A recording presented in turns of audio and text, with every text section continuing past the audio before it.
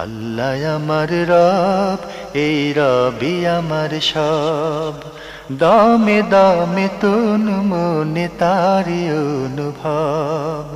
তোমার দুনিয়াতে আমি যেদিকে তাকাই, অথই নিয়ামতে ডুবে আছি সবাই। পাক পাখালির গানে শুনি তসবিহ কালো রব, তসবিহ কালো রব। আল্লাহ আমার রব, এই রবি আমার সব। আসসালামু আলাইকুম, আলহামদুলিল্লাহ, আসসালাতু ওয়াসসালামু আলা রাসূলিল্লাহ। প্রিয় দর্শক, আপনারা যারা দেশে আছেন প্রবাসে, সবাইকে জানাই অনেক অনেক প্রীতি ও শুভেচ্ছা। শুরু হলো এনটিভি আয়োজিত এবং লাভ হেলো নিবেদিত অনুষ্ঠান আপনার জিজ্ঞাসা। আপনাদের সাথে আছি আমি জাইনুল আবেদিন আজাদ, আর আপনাদের মনে জাগা প্রশ্নের জিজ্ঞাসার জবাব দিচ্ছেন বিশিষ্ট আলেম ডক্টর মোহাম্মদ সাইফুল্লাহ। আসসালামু আলাইকুম ওয়া রাহমাতুল্লাহি ওয়া বারাকাতুহু। প্রিয় দর্শক, চলুন তাহলে জিজ্ঞাসার জগতে। শুরুতে একটি ইমেল পাঠিয়েছেন সৈয়দ শাহ আলম, দৌলতপুর, খুলনা থেকে। লিখেছেন, আমি 2018 সালে আল্লাহর রহমতে পবিত্র হজ পালন করেছি। এ সময় শুধুমাত্র 10 তারিখে বড় জামারায় 7টি পাথর নিক্ষেপ করতে পেরেছিলাম। অসুস্থতার কারণে পরবর্তী 3 দিন কোনো পাথর নিক্ষেপ করতে পারিনি। আমার পরিবর্তে অন্য ভাই পাথর নিক্ষেপ করেছিলেন। বিষয়টি যথাযথ ছিল কি না, যদি না থাকে তাহলে এখন আমার করণীয় কি? বিষয়টি জানার জন্য প্রশ্ন করতে অনেক দেরি হয়ে গেছে। আশা করি জবাব দিয়ে করণীয় সম্পর্কে জানাবেন। হ্যাঁ, যদি আপনার পরিবর্তে আপনার ভাই আদায় করে থাকেন তাহলে আদায় হয়ে যাবে যদি আপনি অসুস্থ হন। এখন আপনার ভাই আপনার পরিবর্তে আদায় করেছেন, নিশ্চিত হতে হবে সেটি। বলছেন জি জি জি, তাহলে নিক্ষেপ করে থাকলে হয়ে যাবে? হ্যাঁ, হয়ে যাবে। জি, আর করণীয় কিছু নেই। প্রিয় দর্শক, আমরা জানলাম। এবারে ইমেলটি পাঠিয়েছেন প্রফেসর ফলাহুজ্জামান খান। লিখেছেন, নবীর অবর্তমানে কে বা কারা ইসলামের প্রচার বা নেতৃত্ব দেবেন? ধন্যবাদ ভাইকে, খুবই গুরুত্বপূর্ণ একটি বিষয় আলোচনা করেছেন। সে হচ্ছে নবী সাল্লাল্লাহু আলাইহি ওয়াসাল্লাম অবর্তমানে কারা ইসলামের প্রচার ও প্রসারের নেতৃত্ব দেবেন। নবী সাল্লাল্লাহু আলাইহি ওয়াসাল্লামের তিরোধানের আগেই নবী সাল্লাল্লাহু আলাইহি ওয়াসাল্লাম এই বিষয়টি ফয়সালা করে দিয়েছেন। সেটা হচ্ছে এই উম্মতের প্রত্যেকটি মানুষই মূলত দাওয়াতের যে কাজ আছে সেই কাজের জন্য নির্দেশিত। যার কাছে যতটুকু জ্ঞান আছে ততটুকু তিনি সেই জ্ঞান অনুযায়ী দাওয়াতি কাজ করবেন। যদি কারো কাছে একটা জ্ঞান থাকে, সেই জ্ঞানটাই তিনি অন্যের কাছে পৌঁছে দেবেন। বাল্লিগু আন্নি ওয়ালাউ আয়া, সহিহ বুখারী হাদিসের মধ্যে এসেছে, রাসূলুল্লাহ সাল্লাল্লাহু আলাইহি ওয়াসাল্লাম ইরশাদ করেছেন যে বাল্লিগু আন্নি, তোমরা আমার পক্ষ থেকে পৌঁছে দাও, ওয়ালাউ আয়া, যদিও একটি আয়াত হয়। মানে তোমার কাছে যদি একটি আয়াত জানা থাকে তাহলে তুমি ওই আয়াতটা জানার পরপরই আরেকজনের কাছে পৌঁছে দিতে হবে। দায়িত্ব হলো পৌঁছে দেওয়া। হ্যাঁ, পৌঁছে দিতে হবে। সুতরাং এই উম্মতের প্রত্যেকটি মানুষ মানে দায়িত্ব পালন করবে দ্বীনের মিশনারি কাজের জন্য। নবী সাল্লাল্লাহু আলাইহি ওয়াসাল্লামের তিরোধানের পরে নবী সাল্লাল্লাহু আলাইহি ওয়াসাল্লাম এই দায়িত্ব কমনলি, জেনারেলি সবাইকে রাসূলুল্লাহ সাল্লাল্লাহু আলাইহি ওয়াসাল্লাম দিয়ে গেছেন। এবং এই দাওয়াতি কাজ কখনো কোনো ফরজে আইন, কখনো কোনো ফরজে কিফায়া। যেখানে সাফিসিয়েন্ট দাওয়াত নেই, মানুষের কাছে দ্বীনের নলেজ নেই বা দ্বীনের ব্যাপারে মানুষ অজ্ঞ, সেখানে অবশ্যই সকলে দাওয়াতি কাজ করতে হবে। যার কাছে যতটুকু জানা আছে ততটুকু তিনি পৌঁছাবেন, বসে থাকতে পারবেন না। আর যেখানে সাফিসিয়েন্ট নলেজ রয়েছে, মাদ্রাসা আছে, পড়ালেখা আছে, দ্বীন আছে, সেখানে একদল লোক দায়িত্ব পালন করলেই সেটা আদায় হয়ে যাবে, ফরজে কিফায়া থাকবে। বাকি রয়ে গেল রাসূলুল্লাহ সাল্লাল্লাহু আলাইহি ওয়াসাল্লাম। তার পরবর্তী সময়ে সুনান আবু দাউদ সহ একাধিক হাদিস গ্রন্থের মধ্যে একটি হাদিস উল্লেখ করেছেন, সেটা হচ্ছে এই, আল্লাহ নবী সাল্লাল্লাহু আলাইহি ওয়াসাল্লাম যারা দ্বীনের সহি জ্ঞান অর্জন করবে, যাদেরকে আলেম বলা হয়েছে, তাদের ব্যাপারে বলেছেন যে ইন্নাল উলামা ওয়ারাসাতুল আম্বিয়া, আর আলেমরা হচ্ছে নবীদের উত্তরাধিকারী। অর্থাৎ নবীরা যেই জ্ঞান রেখে গেছেন সেই জ্ঞানের উত্তরাধিকারী হিসেবে আলেমদেরকে রাসূলুল্লাহ সাল্লাল্লাহু আলাইহি ওয়াসাল্লাম বিশেষভাবে উল্লেখ করে গেছেন। উত্তরাধিকারী এই জন্য বলা হয়েছে যেহেতু তারা নবী সাল্লাল্লাহু আলাইহি ওয়াসাল্লাম যে ইলম রেখে গেছেন সেই ইলমের চর্চা করবে, সেই ইলমের শিক্ষা করবে, সেই ইলমের শিক্ষা দেবে। তাই এক্ষেত্রে তাদের স্পেশাল দেওয়া বিষয় রয়েছে এই যে তারা ওই দ্বীনের জ্ঞান অর্জন করবে এবং দ্বীনের জ্ঞান মানুষের কাছে পৌঁছানোর দায়িত্ব পালন করবে। যারা আলেম সরাসরি কোরআন এবং হাদিসের জ্ঞান অর্জন করার জন্য চেষ্টা করবেন তাদেরকে এই স্পেশাল নির্দেশ দেওয়ার কারণ কি? কারণ হচ্ছে সমাজের সমস্ত মানুষ যদি ইলম অর্জনের জন্য লেগে যায় তাহলে সমাজের বাকি যত কাজ আছে সব কাজ ব্যাহত হয়ে যাবে। কারণ ইলম অর্জন করার কাজে একদল লোক যদি নিয়োজিত থাকে বাকি লোকেরা যাতে করে সামাজিক অন্যান্য যে কাজগুলো আছে সেই কাজগুলো আঞ্জাম দিতে পারে, সেই কাজগুলো যেন দায়িত্বগুলো পালন করতে পারে। এখন যদি সবাইকে বাধ্যতামূলকভাবে বলা হয় থাকে যে আপনি ইলম অর্জন করার, গভীর জ্ঞান অর্জন করার জন্য আপনি যুক্ত হয়ে যান, সবাই স্কলার হয়ে গেলে তাহলে অন্য কাজ কে করবে? দুনিয়ার অন্য যে কাজগুলো আছে সেগুলো পণ্ড হয়ে যাবে, যেটা আল্লাহ তাআলা চান না, আল্লাহ তাআলা চানই না। কারণ এই পৃথিবীর অন্যান্য যে কাজ আছে সেগুলো আল্লাহ তাআলার এই সুন্নাতের মধ্যে আল্লাহ তাআলার ইচ্ছা, সেগুলোকে আল্লাহ সুবহানাহু ওয়া তাআলা মানুষের মাধ্যমেই পালন করাবেন। সেগুলো আসমান থেকে ফেরেশতা দিয়ে জমিনে চাষাবাদ করাবেন, এখানেই তাৎপর্য। জি, সুতরাং এই ক্ষেত্রে আলেম যারা আছেন তারা দ্বীনের জ্ঞান অর্জন করবেন, দ্বীনের জ্ঞান চর্চা করবেন, দ্বীনের জ্ঞান মানুষের কাছে পৌঁছে দিবেন এবং জ্ঞানকে অব্যাহতভাবে কিয়ামত পর্যন্ত মানুষের কাছে রেখে যাবেন। এটা এদের বিশেষত্ব। তবে দাওয়াতি কাজের জন্য অথবা দ্বীন প্রচার করার জন্য স্পেশাল দায়িত্ব তাদের দেওয়া হয়েছে, এ কথা সঠিক নয়। যেমনিভাবে একটি কথা আমাদের সমাজে ব্যাপকভাবে প্রচলিত আছে আমাদের সমাজের মানুষের কাছে, সেটা হচ্ছে এই যে আলেমরা নবীদের নায়েব বা নবীদের কি স্থলাভিষিক্ত বা নবীদের প্রতিনিধি বা এটাকে বলা হয় তাকে মানে পরবর্তী মানে ভারপ্রাপ্ত, নায়েব হতে ভারপ্রাপ্ত। মাআযাল্লাহ, আল্লাহ তাআলা ক্ষমা করুন। এই বক্তব্য কোরআন সুন্নাহর দৃষ্টিতে একেবারেই গর্হিত, একেবারেই অবাঞ্ছিত, একেবারেই অশুদ্ধ বক্তব্য। নবুয়তের পরে আর কোনো স্টেজ নেই যে স্টেজকে আলাদাভাবে মর্যাদা দেওয়া হয়েছে। আলেমদের মর্যাদা দেওয়া হয়েছে মূলত নবুয়তের একটি অংশ তাদের কাছে আছে, সেটা হচ্ছে ইলম। নবীগণ যেই মানে ইলমটা নিয়ে এসেছেন ওই ইলমের অংশটুকু তারা ধারণ করে বলেই তাদেরকে এই মর্যাদা দেওয়া হয়েছে। ফলে আলেমদের মর্যাদা ওই জায়গায়, যেহেতু নবীদের দেয়া যে ইলম আছে সেই ইলমটা আলেমদের কাছে আছে, এই কারণে আলেমদেরকে অতিরিক্ত মর্যাদা কথা কোরআন এবং হাদিসের মধ্যে উল্লেখ করা হয়েছে। ইলমের কারণে, আর অন্য কোনো কারণে নয়। দাওয়াতের কাজ সমর্থন অনুযায়ী সবাইকে করতে হবে। দাওয়াতের কাজের দায়িত্ব মূলত সকলের উপর, এখানে সুনির্দিষ্ট ব্যক্তির উপর বর্তাবে এমন নয়।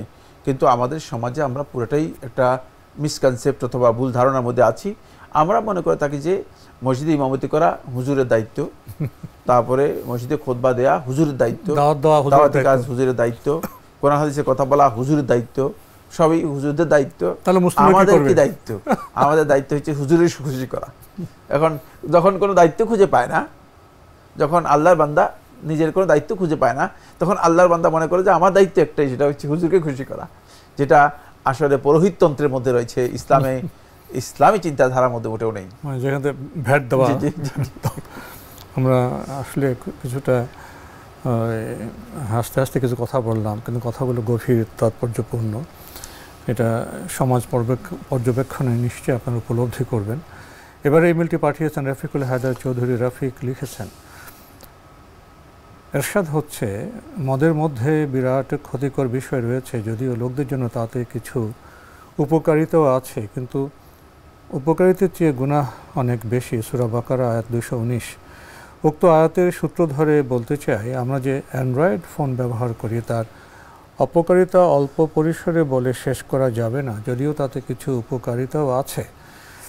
এটি ব্যবহার করতে গেলে অনিচ্ছা সত্ত্বেও কিছু অশ্লীল ছবি চোখে পড়ে, যা গুনাহের কারণ। প্রশ্ন হলো, এ ফোন ব্যবহার করা কি জায়েজ? প্রথম কথা হচ্ছে অ্যান্ড্রয়েড ফোনটা মানে মদের সাথে যে উদাহরণ দিয়েছেন উদাহরণটা প্রযোজ্য নয়। কারণ হলো মদের ক্ষতির দিকটি যেই কারণে নিষেধ করা হয়েছে সেটা হচ্ছে মদ এমন একটা ক্ষতির দিকে নিয়ে যায় যে ক্ষতির কারণে একজন ব্যক্তি মাদকাসক্ত হওয়ার পর তার মত্ততা, মাতলামি, পাগলামি এমন এক পর্যায়ে চলে যায় যে সে একেবারেই উন্মাদ হয়ে যায়। মদের উপাদানের মধ্যেই ক্ষতি। হ্যাঁ, পুরো উপাদানের মধ্যে, অ্যান্ড্রয়েডের উপাদানের মধ্যে তো ক্ষতি। তারপরে 2 নম্বর বিষয় হচ্ছে যেটা, সেটা হচ্ছে এই কারণেই মূলত মদটা আপনার মৌলিক, খুব ভালো করে বুঝতে হবে, আপনার যে মৌলিক একটি বিষয় রয়েছে যেটা হচ্ছে আকলকে ড্যামেজ করে দেয়, অথবা আকলকে এটা আঘাত হানে, অকার্যকর করে দেয়। ফলে আকলের উপর প্রভাব হওয়ার কারণে মদের বিষয়টিকে কঠিনভাবে নিষেধ করা হয়েছে। এর ক্ষতির দিকটা ভয়ঙ্কর। 2 নম্বর যে বিষয়টি সেটা হচ্ছে মদের বস্তুগত ক্ষতি নিশ্চিত করা হয়েছে। আর অ্যান্ড্রয়েড ফোন এর সাথে ক্লাস করার মোটেও কোনো বৈধতা নেই, কারণ এই অ্যান্ড্রয়েড ফোনের বস্তুগত সামান্যতম কোনো ক্ষতি নেই। এটা আমার মনে হয় বুঝাতে পারিনি। ক্ষতি আছে ব্যবহারের মধ্যে, ক্ষতিটা হচ্ছে ওইটাই বুঝাতে পারি না, ওই কথাটুকুই। এর মধ্যে আসলে একজন ব্যক্তি যদি চায় এটাকে কোনোভাবেই খারাপ কাজে সে লাগাবে না, তাহলে এটা পসিবল।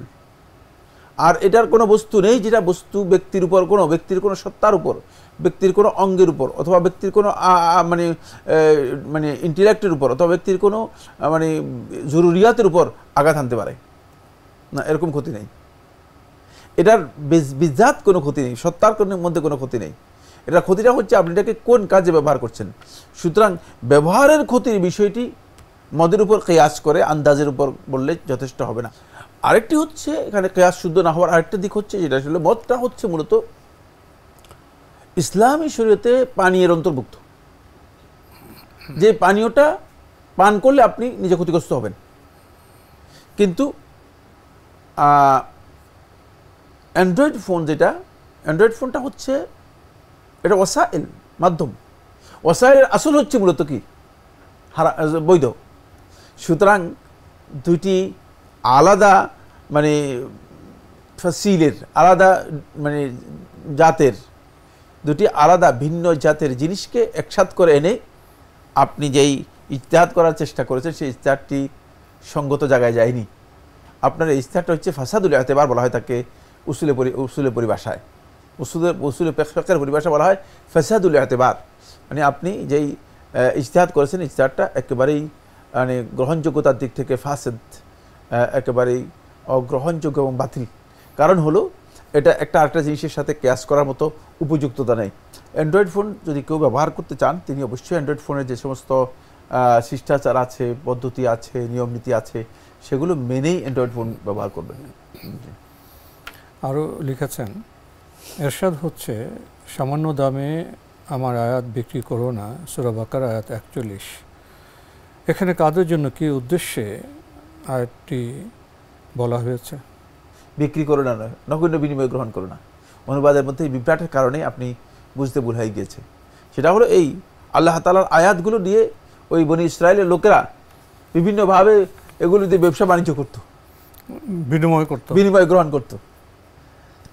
ওই যে বিনিময় গ্রহণ করার ওই নিষেধাজ্ঞাটুকু আল্লাহ সুবহানাহু ওয়া তাআলা কোরআনে কারীমের মধ্যে দিয়েছেন যে মানে এটাকে তুচ্ছ মূল্যে বিক্রি করো না। আর সামানান কালিলা বলতে দুনিয়ার যত মূল্য আছে সবটাই আল্লাহ তাআলার কাছে খুবই তুচ্ছ মূল্য। এই জন্য আল্লাহ তাআলা বলেছেন মানে সামানান কালিল, সামান্য মূল্য। কারণ আপনাকে যদি একজন ব্যক্তি 1 কোটি টাকা দেয় আল্লাহর কোনো বিধানকে আপনি বিকৃত করে দেওয়ার জন্য, যেমন বনি ইসরায়েল কি করতো, বনি ইসরায়েল আলেমরা কেউ এই ব্যক্তির জন্য জেনাকে হালাল করে দিত। মানে একটা কৌশল করে বলতো যে ঠিক আছে তোমার জন্য, এই ব্যক্তির জন্য সুদকে হালাল করে দিত। আরেক জায়গায় গিয়ে বলতো যে মানে সুদের কারবারে আল্লাহ তাআলা যদি নিষেধ করেছেন, কিন্তু আমরা যেহেতু আল্লাহ তাআলার আশরাফুল মুখতার, আল্লাহ তাআলার অত্যন্ত প্রিয় বান্দা, আমরা খাস, যেহেতু আমাদেরকে আল্লাহ তাআলা বিশেষভাবে অনুমোদন দিবে, শাস্তি দিবে না। শাস্তি দিলেও আল্লাহ তাআলা খুব অল্প সময়ের জন্য শাস্তি দিবে, সুতরাং আমরা সুদি কারবার করতে কোনো অসুবিধা নেই। এই যে আল্লাহ তাআলার বিধানকে বিভিন্নভাবে বিকৃত করার যে কাজটি বনি ইসরাইল, বিনিময়টা কি খুবই তুচ্ছ হতে পারে, যে হয়তো মানে কিছু টাকা। দুনিয়ার যত বিনিময় রয়েছে সবগুলো বিনিময় সামান্য বিনিময়। এই জন্য সামান্য শব্দটা ব্যবহার করা হয়েছে। অনেকে মনে করেছেন যে সামান্য বিনিময়ের অর্থ হচ্ছে এই যে বেশি টাকায় হলে মানে যাবে টাকা অঙ্কের অঙ্কটা, তারতম্য না। এটা আর একটা জাহিরি অর্থ, এটা অনেকের মূর্খতার কারণে এই ধরনের কথা বলে থাকেন। মনে করেন যে যদি 1 কোটি টাকায় হয় তাহলে ঠিক আছে, অসুবিধা নেই, কিন্তু 200 টাকায় হলে জায়েজ নেই। না, এই কথা শুদ্ধ নয়। এগুলো ডাহা ভুল বক্তব্য। কোরআনের আয়াত সম্পর্কে, কোরআনের মেসেজ সম্পর্কে না জানার কারণে আমরা এই বক্তব্যগুলো দিয়ে থাকি। সামান্য বিনিময় বলতে বোঝানো হয়েছে দুনিয়ার যে তুচ্ছতা, মানে যে মূল্য যেগুলো মানে আপনি কোনোভাবেই এগুলো থেকে নষ্ট করা ছাড়া উপকৃত হবেন না, এটা হচ্ছে সামান্য মূল্য। এই জন্য আল্লাহ তাআলা বলেছে, ওয়ালা তাশতারু বিআয়াতি সামানান কালিলা, তোমরা আমার আয়াতের বিনিময়ে তুচ্ছ মূল্য গ্রহণ করো না। আমরা খুবই গুরুত্বপূর্ণ বিষয়ে অবগত হলাম। প্রিয় দর্শক, আমাদের হাতে আরও একটি ইমেল পাঠিয়েছেন সুমন মিরপুর থেকে। লিখেছেন, তাবিজ পরা হালাল নাকি হারাম? আমাকে একজন হুজুর তাবিজ সাজেস্ট করেছেন আমার সফলতার জন্য, এখন এটা কি আমার পড়া উচিত? ধন্যবাদ। এই ব্যক্তি খুবই প্রশ্ন করেছেন যে তাবিজ পরা হালাল না হারাম। কোন একজন হুজুর তিনি বলেছেন যে আমাকে সাজেস্ট করেছে তাবিজ পরার জন্য সফলতার জন্য। সফলতার জন্য যদি তাবিজই যথেষ্ট হতো তাহলে দুনিয়ার মানুষ সবাই সফল হয়ে যেত হুজুরের কাছ থেকে তাবিজ নিয়ে। তাবিজ তো হয়তো 1 নম্বর ইন্ডাস্ট্রি, পৃথিবীর সবচেয়ে বড় মানে ইন্ডাস্ট্রি নয়, মানে আর কিছুই লাগতো না পৃথিবীতে, আর কোনো কিছু প্রয়োজন নেই সফলতার। এটা হচ্ছে ডাহা প্রতারণা, মিথ্যা বক্তব্য। সফলতার জন্য হুজুর যে বক্তব্য দিয়েছেন এটা ডাহা, মিথ্যা। হুজুরের কাছে এই নলেজ কোত্থেকে এসেছে হুজুর নিজেই জানে না। আন্দাজের উপর কারো কাছ থেকে মানে কালো শিখানো বক্তব্য, অথবা হুজুরের ধর্মের নামে যে ব্যবসা চালু করেছে তাবিজের ব্যবসা, এটাকে হুজুর প্রমোট করার জন্য এই কথা বলেছে। সফলতার জন্য এটি কোনোভাবেই কাজ করে না। 1। 2 নম্বর বিষয় হচ্ছে তাবিজ ব্যবহার করা ইসলামী শরীয়তের মধ্যে সর্বনিম্ন হুকুম হচ্ছে হারাম, শিরক আসগর। সুতরাং তাবিজ ব্যবহার করা জায়েজ নেই, তাবিজ ব্যবহার করা জায়েজ নেই। যদি এমন হতো তাহলে আল্লাহ রাসূল সাল্লাল্লাহু আলাইহি ওয়াসাল্লাম এবং সাহাবায়ে কেরামগণ সবাই তাবিজ লিখে কি করতেন, অন্যদেরকে দিতেন।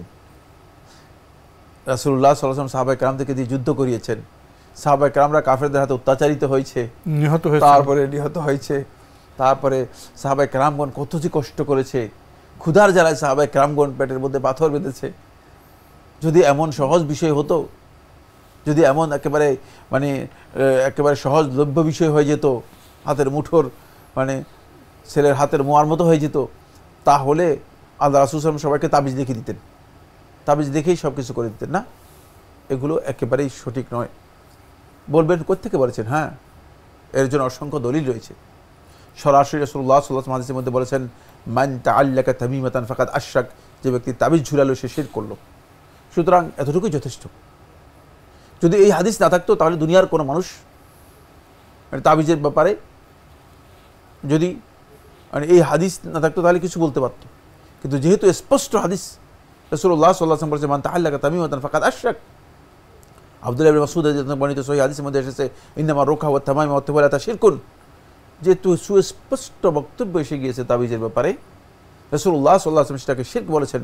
সুতরাং আল্লাহ রাসূলের ফতোয়ার চেয়ে আর কারো হুজুরের কোনো মৌলবীর ফতোয়ার প্রয়োজন আছে আমি মনে করি না। আমারও ফতোয়ার কোনো প্রয়োজন নেই, আমাকে জিজ্ঞেস করার কোনো প্রয়োজন নেই, যেহেতু সুস্পষ্ট রাসূলুল্লাহ সাল্লাল্লাহু আলাইহি ওয়াসাল্লাম হাদিসের মধ্যে বলেছেন। এখন আমরা যদি রাসূল সাল্লাল্লাহু আলাইহি ওয়াসাল্লাম বক্তব্যকে মানতে না পারি তাহলে তো সেটা ভিন্ন কথা। তাহলে আমাদের ঈমান কোথায় আছে সেটা একটু বিবেচনা করা দরকার আছে। আরও একটি ইমেল পাঠিয়েছেন শাহরুখ হোসেন তন্ময়। লিখেছেন, ছবিবিহীন অন্য কোনো দেশের ফুটবল বা ক্রিকেট জার্সি পরা কি জায়েজ? জি, জার্সি বলতে কোনো বাধা নেই। জার্সি হচ্ছে একটা পোশাক। কোনো পোশাক যদি কেউ পরেন, এতে পড়লে নাজায়েজ হওয়ার শরঈ কোনো বিধান আছে আমার জানা নেই। লিখেছেন, আল্লাহর গুণবাচক নামের স্ত্রীলিঙ্গ দিয়ে নাম রাখা কি শিরক? যেমন রহিমা, হালিমা এরকম যেগুলো আছে। না, শিরক হওয়ার কোনো সুযোগ নেই, শিরক হওয়ার কোনো সুযোগ নেই। জি। শেষে লিখেছেন, কোরআনে 3টি কবিরা গুনাহের জন্য চির জাহান্নামের কথা বলা হয়েছে, যেমন সুদ, হত্যা এবং ওয়ারিসদের ঠকানো। কিন্তু আমরা জানি শিরক ব্যতীত অন্য কোনো কবিরা গুনাহের জন্য চির জাহান্নাম হয় না। বিষয়টি একটু বুঝিয়ে বলবেন? না, আপনি জানেন যেটা এটা গলত জানেন। যদি কোনো ব্যক্তি মানে বড় কবিরা গুনাহ করে মারা যায়, মৃত্যুবরণ করে, আর যদি আল্লাহ তার কাছে তওবা না করে, তাহলে সে ব্যক্তি জাহান্নামী হতে পারে। চিরস্থায়ী জাহান্নামী হয়ে তওবা না করার কারণে, হ্যাঁ তওবা না করার কারণে চিরস্থায়ী জাহান্নামী হয়ে যেতে পারে। আর যদি তওবা করে তাহলে ভিন্ন মাসআলা। সুতরাং মানে কোরআনে কারীমের মধ্যে যেই সমস্ত আয়াতের কথা আপনি উল্লেখ করেছেন সেগুলোর মধ্যে আল্লাহ সুবহানাহু ওয়া তাআলা জাহান্নামের কথা উল্লেখ করেছেন, সেখানে খালিদিনা ফিহা আবাদা অথবা খালিদান ফিহা আবাদা এই শব্দটি এসেছে। এখানে আবাদিয়াতের বিষয়টি ইঙ্গিত করা হয়েছে এই তিনটি কাজের জঘন্যতার দিকে ইঙ্গিত করার জন্য। এর অর্থ এই নয় যে বাকিগুলোর ব্যাপারে কি নেই, আবাদিয়াত নেই, মানে চিরস্থায়ী জাহান্নামী হবে এ কথা নেই। এই আবাদিয়াতটা উদ্দেশ্য হচ্ছে মানে এই তিনটির মধ্যে আবাদিয়াত রয়েছে আর বাকিগুলোর মধ্যে আবাদিয়াত নেই, মানে এই তিনটি চিরস্থায়ী জাহান্নামী হওয়ার নির্দেশ দেওয়া হয়েছে আর বাকিগুলোতে দেওয়া হয় নাই, এই বক্তব্য শুদ্ধ নয়। এই তিনটির জঘন্যতা এত বেশি যে সেদিকে ইঙ্গিত করার জন্য আল্লাহ সুবহানাহু ওয়া তাআলা তিনটির ক্ষেত্রে স্পেশাল করে উল্লেখ করে দিয়েছেন, বিশেষভাবে উল্লেখ করে দিয়েছেন। কিন্তু আল্লাহ রাব্বুল আলামিন যদি কোনো বান্দা বড় কবিরা গুনাহ করে নাফরমানি করে মৃত্যুবরণ করে থাকে, তাহলে আল্লাহ সুবহানাহু ওয়া তাআলা তাকে চিরস্থায়ী জাহান্নামে দিতে পারেন, চিরস্থায়ী জাহান্নামে দিতে পারেন। যেমন আত্মহত্যার ব্যাপারেও এই বক্তব্য হাদিসের মধ্যে এসেছে। জি, তো আজকে আমাদের এখানেই শেষ করতে হচ্ছে। আপনাকে অনেক ধন্যবাদ। আপনাকে অনেক ধন্যবাদ। প্রিয় দর্শক, আমাদের ছিলাম এনটিভি আয়োজিত এবং লাভ হেলো নিবেদিত অনুষ্ঠান আপনার জিজ্ঞাসা। আমাদের অনুষ্ঠান আপনারা এনটিভি অনলাইনেও দেখতে পারবেন, ভিজিট করুন www.ntbbd.com। এছাড়া ইউটিউবে এবং আমাদের ভেরিফাইড ফেসবুক পেজে অনুষ্ঠান দেখতে পারবেন। আমরা শেষে এসে আমরা কবিরা গুনাহ সম্পর্কে জানলাম, শিরক সম্পর্কে জানলাম। কবিরা গুনাহ করে ফেলে আমাদের ক্ষমা চাইতে হবে, ক্ষমা ছাড়া মৃত্যুবরণ করলে কঠিন বার্তা আছে। চিঠি লিখুন, প্রশ্ন পাঠান আমাদের ঠিকানা। পরিচালক আপনার জিজ্ঞাসা, এনটিভি, বিএসসিসি ভবন, ৭ম তলা, ১০২ কাজী নজরুল ইসলাম এভিনিউ, কারওয়ান বাজার, ঢাকা ১২১৫। ইমেল অ্যাড্রেস আপনার জিজ্ঞাসা @ntbbd.com। মহান আল্লাহ আমাদের সবাইকে নিরাপদে রাখুন, রাখুন শান্তিতে। আসসালামু আলাইকুম। আল্লাহ আমার রব, এই রবি আমার সব, দামে দামে তুন মনে তারি অনুভব। তোমার দুনিয়াতে আমি যেদিকে তাকাই, অথই নিয়ামতে ডুবে আছি সবাই। পাক পাখালির গানে শুনি তসবিহ কলরব, তসবিহ কলরব। আল্লাহ আমার রব, এই রবি আমার সব।